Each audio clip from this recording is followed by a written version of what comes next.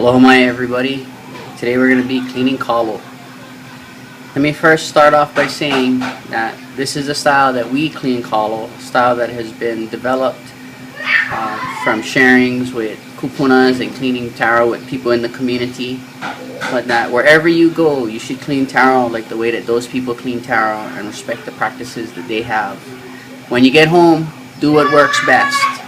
First, we've identified that this taro is a soft taro and it should be pounded cool and cleaned cool. This is a maui lehua, and when you clean and pound it hot, it becomes very soft and is difficult to handle and falls apart. So the first step, pohole, just by using your hands, your thumbs, you should be able to get all of the outer skin off.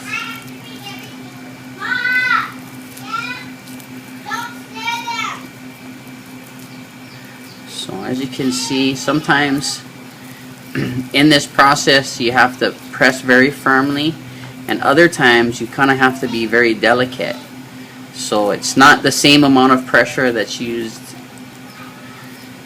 on the same taro. You may have to adjust as you pohole it, or ho'opohole.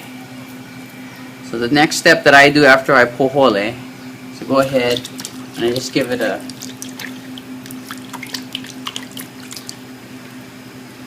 good rub down in the water and try to get any of the remaining skin that wants to fall off. Now the next step, ihi, I like to use the back of the butter knife because it's flat. When you use the front, you make those lines in it. I find that when there's no lines, that the surface of the taro becomes more consistent and you're able to see any flaws. So this first process here, I'm basically gently taking off maybe a 1/16 of an inch of the outer layer, maybe less. And as I do this, I'm making sure that I get in all the little cavities, and I try to get it till I see a color change. Now, in this process, I want to go through, and my goal on my first stage of ihi is to remove all unedible parts of the kalo. So these are any rootlets. People always ask, what is unedible? My suggestion is that you taste it, and taste does not mean swallow. If it's unedible, it'll be quite apparent and you should spit it out, and you should associate that color and that characteristic as being unedible in that lot of taro. Alright, so next I'm going to slice off the bottom. I'm going to slice off the top.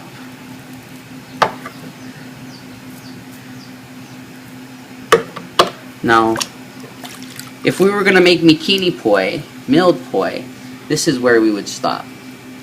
And this often is a part of what people ask, what is the difference between poi and paʻiʻai? And so commercial poi, you can actually use this taro and make poi. What I want to do is I want to actually cut it in half and show you guys the difference of this meat. So this taro is pretty nice and starchy, but we can see here it has like an outer layer of color. This is known as the ilikana. The ilikana is that color, but the ilikana is also the sweet part of the taro. And as it matures, you can see the difference in the starch. This is the i'o from here to here. It's very white and clear, and here we can see it changing color. And so for the hand pounders, like I said, what we need to do is we need to clean to the i'o. So the next step is we are going to do a heavy scrape, and I want to make sure to point out that none of this gets wasted. We save all of this. This is very delicious to eat.